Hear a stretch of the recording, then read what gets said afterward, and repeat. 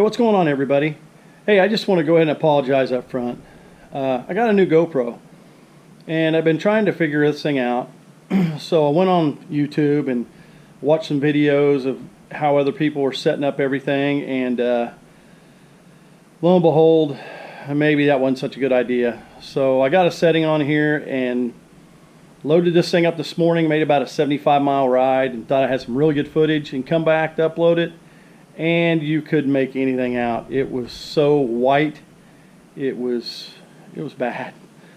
So anyway, so we're just gonna have to settle for just going over the Africa Twin here, and I'm gonna show you where I'm at with it, what I've done to it, and you know, a couple things that I'd like to do in the future. So here we go. So as you can see, I went ahead and went with the OEM Panner bags, and I really like these bags. It was a nightmare getting them. I ordered them from Motorsports because they were the cheapest at the time, and I ordered them on a Thursday and went ahead and paid extra money for overnight because I was going to take a ride and I wanted them, and I ordered the bags, the locks, and that big metal center stand, as you can see. So lo and behold, come Friday afternoon, the only thing that showed up were the lock cylinders. No bags, no center stand. Excuse me. So I got on the phone with them and got horrible customer service. You know, the guy acted like he didn't want, know what to do, and all he wanted to do was give me a discount on the bags to keep them. But the bad thing about that back up. They wanted to just wait because they'd sent them out that day, and they said, well, you're going to get them Monday, and I said, I really need them for this ride I'm going to do. So he said he was just going to cancel the order, put in a new one, and put it for Saturday delivery, which made me happy. I couldn't ask for anything better for that. And so anyway, I wait, and these things didn't show up until like 2 o'clock in the afternoon on Saturday, so I couldn't go on my ride anyway. But what was really bad was, as you can see, these are stainless steel covers right here, and these things, their shipping department is horrible. They didn't wrap those things up in anything. They were in the box just like that, except the two covers were facing each other, and they had that big metal center stand with nothing on it right in between them. So you can only imagine the mess I got when I waited till Saturday afternoon to get these things. So that's when I called them back, and I was pretty upset, and all the guy wanted to do was try to force these things off on me at a discount for me to keep them. And what he didn't understand is these things were trashed. I mean, there wasn't any fixing them. They were gouged, dented up everywhere. So the bad thing was that they didn't have any more in stock. And but lo and behold, I kept tracking the first package that I'd ordered, and they never canceled it. So Monday afternoon, they showed up on my front door, and I was happy. I opened the box, and they actually had the center stand in its own container wrapped up.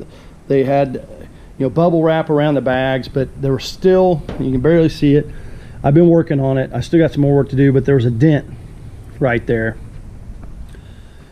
So the lady, she told me it was going to be a couple weeks before they got more bags in. She was really apologetic about it. But she couldn't guarantee me that I was going to get them in tip-top shape. So I went ahead and, since these weren't as bad as the other ones, I took the discount they gave me, and I'll work on the dent. But these things are nice. Honda has done this right, and what they do is one key. So that's your ignition key. You've got to key this cylinder to fit your ignition, and it's really not that bad, guys. If you just follow the instructions and take your time, you can do it. But what happens is when you unlock it, it does two things. One, you can open bags, and two, you can take the bags off. So these This is the big side, and you can fit a full face helmet in there and then some stuff around it. You know, a lot of room. They're lightweight, durable, easy to use, as you can see. Before I take them off, I'll show you this. You can see the back, how the one bag is bigger than the other because of the exhaust. So that's the only downside, but you know, that's what you get for having a big exhaust on the one side. So anyway, with them unlocked, you just pull this lever up and they just pop off just like that. And all the framework for that bag stays on the bike. So the bike came this way. I mean, Honda already had this foot peg rest here. Kit comes with this little piece of rubber that goes on the end of there. So it's just seamless. You know, like I said, everything is there right out of the factory for what you're getting for these bags. You know, all the other painter systems, you know, they've got the big bulky framework. I guess it'd be all right if you were going to leave the bags on all the time, but I don't. So the other side's the same way. Like I said, with the exception that it doesn't have as much space in it. You know, I don't know, you got maybe 5 inches there, probably 6 inches in the back, bigger area up top. This would be a really good bag for outerwear, rain jackets, coats, things like that. But same deal. Pop the lever, comes right off. Just as seamless as that.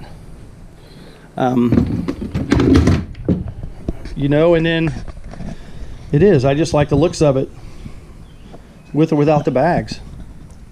They go on nice and easy. You know, if you took this thing to work every day, had to load up the bag, you could pull it off, take it in. Real simple. The next thing I did is I went with a Nelson rig tail bag.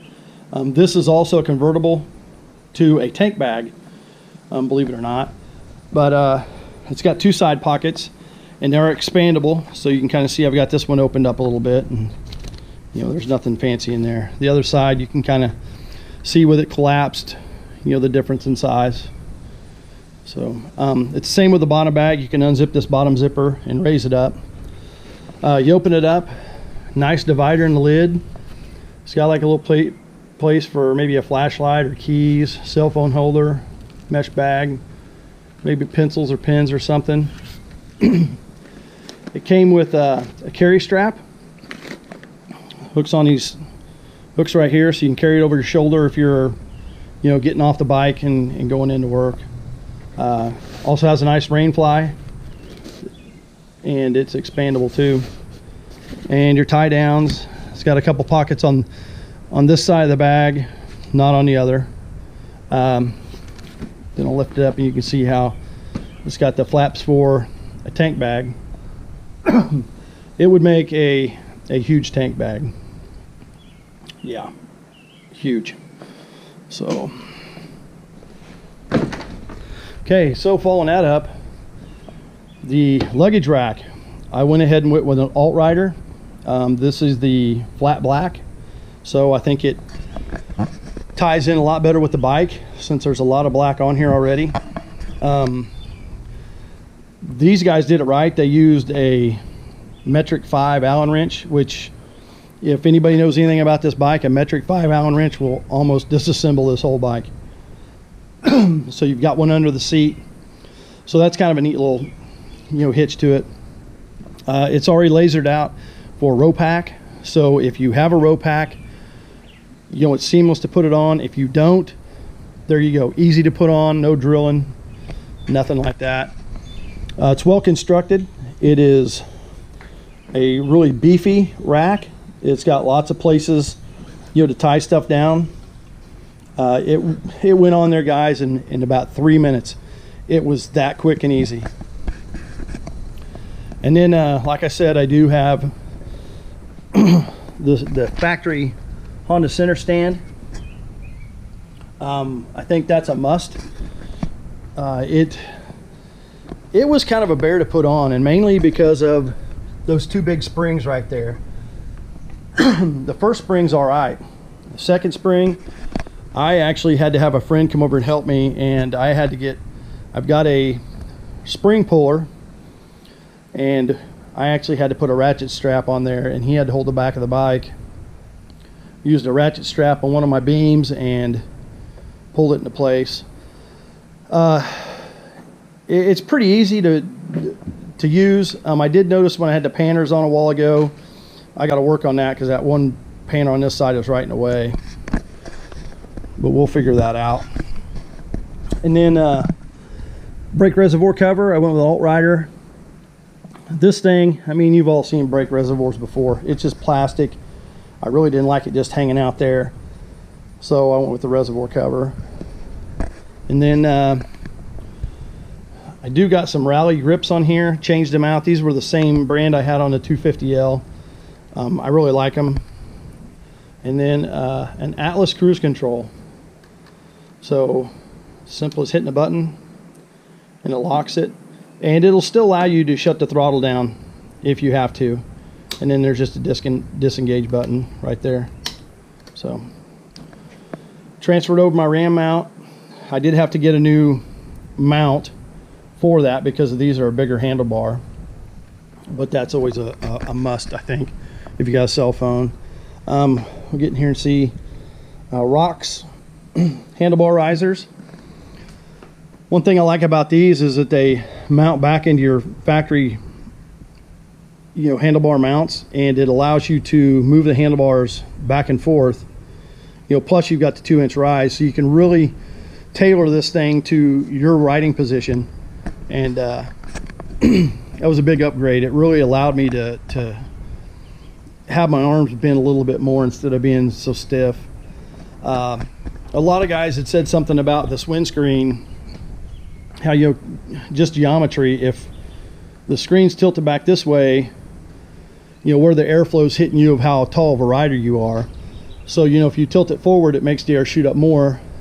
So I had these 1/4-inch polyester washers that I stuck on there, and it lifted it up a little bit. And then I also put in for this fairing, the tunnel on it. They've got this block off plate that keeps the air from shooting up in your face. So this was the first time that I'd used the windshield and that combined with my adventure helmet. And I can tell you from when I bought this bike, because I bought this bike in Oklahoma, in Bartlesville, Oklahoma, at Bartlesville Power Sports. Those guys are impeccable. I mean, they will go out of your way to help you. It's really a low pressure atmosphere. They got a big indoor showroom and they sell everything. I bought all my motorcycles from those guys. I even bought my 4-wheeler there. So they have got about the lowest price you're going to find around this area. So I highly recommend those guys. So my hat's off to them. But when I was coming back, I was wearing my helmet, and got a lot of buffering on the visor, and lo and behold, the bolt come out, visor took off and broke. Luckily my wife was following me and I had some tools and fixed it. But today, riding with this in this setup, it was awesome. Zero buffeting at all. I mean, the air just shot right over the top of my head, and it was a nice ride. So that's an easy fix right there. Some other things that I've done too, and like I said, I did the video on the dual USB charger. Guys, if you're wanting to do this upgrade to your Africa Twin, I wouldn't spend 80 bucks Honda's charging for that plug. I think that's ridiculous. The way I showed you online, it's cheap and it's simple. I did all the guesswork for you. I told you the wires to tap into, where you can get the parts. Save a lot of money that way, and it's really easy.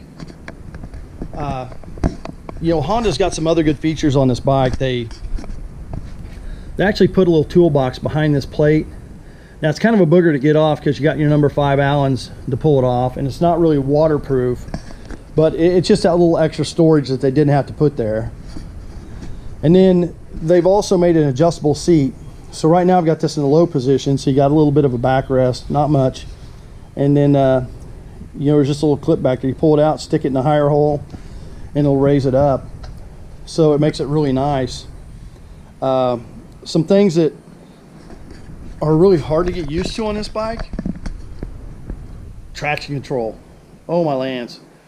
It's got its place, but you know, it's sometimes it's kind of embarrassing when you want to get on a little bit in front of somebody, and about the time the back wheel starts spinning, this thing throttles itself and you just fall on its face. Same with wheelies. You go to pop a wheelie, about the time you get it up in the air, and with the power this thing's got, that back wheel breaks free and down the front end goes because you lost the power.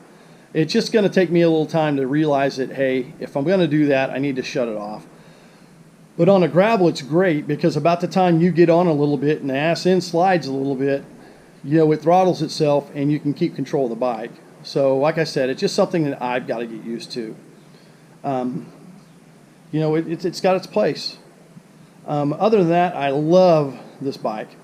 It has got so much more power than my 250L ever thought about having. The comfort level is just outstanding. You know, I've got so much more room on this. My wife's comfortable when she's riding on the back. It just works. You know, I did notice that, you know, I used to follow Frank Woodsman a lot, and I still do. He's over in Missouri. You know, he started out on a 250L, and I really watched a lot of his videos, and that's what steered me to a 250L. And you know, that bike has definitely got its place. It just didn't work for me, for my riding style, to where I see now, just in the last week, you know, Frank has went back to a 250L from an Africa Twin.